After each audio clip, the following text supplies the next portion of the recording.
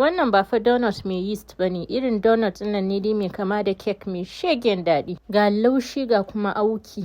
Shi fa bambancin wannan donut ɗin da cake, kawai dai shi cake gasa shi ake, shi kuma wannan soya shi ake. Kuma babu ruwanki da mixer ko bugu, cikin minti 30 zuwa 40 kin gama daga kwabawa har soyawa. And the best part is daga flour, suga, kwai sai butter sai dan baking powder da zaki amfani da shi a wannan recipe. Assalamu alaikum, welcome to my kitchen where halal meals are made with love.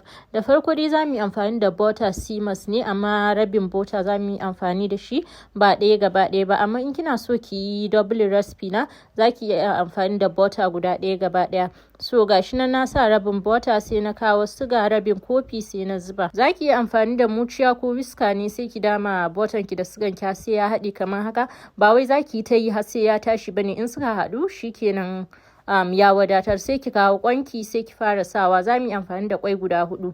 To amma in zaki sa kwanki zaki fara sa guda ɗaya ne da farko. Sai kin sa guda ɗaya kin yi mixing nashi ya haɗe, sai ki sa na biyu shi ma ki mixing nashi ya haɗe, sai ki sa na uku. Haka dai zaki dinga yi, ba wai zaki fasa duka kwai guda 4 bane kafin ki yi mixing. Na rabin butter kenan, zaki yi amfani da butter guda ɗaya, kwai guda 8 zaki yi amfani da shi. Sai na kawo baking powder babban cokali guda ɗaya sai na zuba a ciki. Sai na kawo flavor sai na sa ɗan kaɗan, saboda ni ban fiye son flavor a cikin wannan ba. Zaki ma iya bari gaba ɗaya ba sai kin sa wannan flavor ba. To anan kuma sai na kawo flour nake zubawa, ina ƙara mixing nashi. Shi flour gaskiya ba a auna shi a ce wai zan gaya miki kofi ɗaya ko kuma kofi 2. A'a, zaki ta zuba flour a hankali ne, kina juya kamar yadda kika ga ina yi, har sai yayi kauri ya haɗe jikinsa. Ni zan iya amfani da flour kofi 3, ke kuma sai kin yi amfani da kofi 4, saboda kila kwan da nayi amfani da shi ƙanana ne, ke kuma kwanki suna da girma. Shi yasa bana bada awun flour. So kawai ki tanadi flour ki mai ɗan yawa a gefe wanda zaki yi amfani da shi.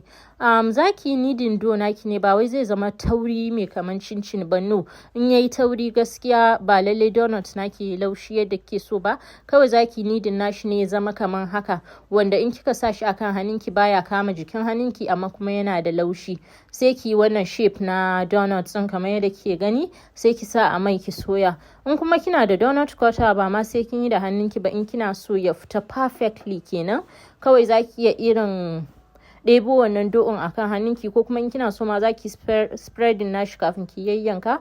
So yadda na ɗebo sai ki yanka da donut cutter ki, sai ki sa a cikin mai ki soya. In baki da donut cutter ki yi amfani da method na farko da na nuna muku, saboda yawanci ma ko masu donut cutter ba a cika yi da wannan donut cutter in ba. So in kika zo soya donut naki, zaki bar man ki ya ɗau zafi sosai ne, ta inda donut ɗin ba zai sha mai ba kafin nan ki saka donut naki a ciki. Sannan kuma ba za ki cika man da donut kamar ki sa irin guda 6-7 ba, in ba babban fry pan ke amfani da shi ba. Ki sa kamar guda 3-4, in suka soyi kika kwashe sai ki ƙara sa wasu, saboda in kika cika pan ɗin shi ma zai sa donut naki sha mai. In kina so kar ya zama wajen ya gasu cikin bai gasu ba, to zaki iya ɗan rage wutan ki yayin da ya fara gasuwa, sai ki bar shi ya ƙara sa a hankali. Subscribing kyauta ne, kar ku manta ku yi subscribing to channel ina, sannan kuma ku yi liking, ku yi commenting akan wannan video.